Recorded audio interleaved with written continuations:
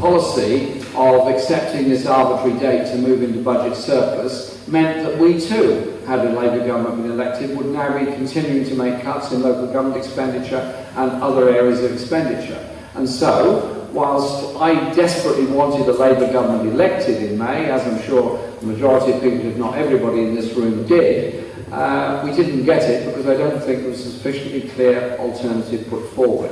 And so when the Labour Party decided not to have a policy debate, an extended policy debate, but instead to have a leadership contest, I was asked to be one of the candidates for that so that a clear anti-austerity message and alternative could be put forward. As you know, we had great difficulty in getting on the ballot paper in the first place, although we did eventually get the support of 36 MPs. But it was, actually looking back on it, it wasn't that difficult. We had nearly 2 minutes to spare before we got the last signature, so no real problem. And we then started a campaign where we had just got on the ballot paper, we didn't have anything else. And so we then set up our campaign. We set it up around a number of principles. The first one is the obvious one, about the fundamental message of opposition to austerity. The other one was about the style and how we operate campaigning-wise.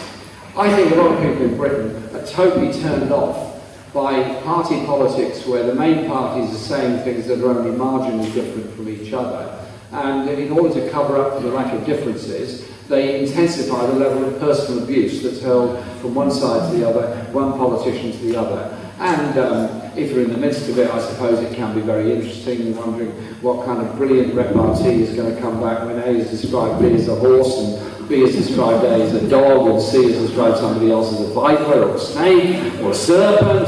There's lots of things you can call people.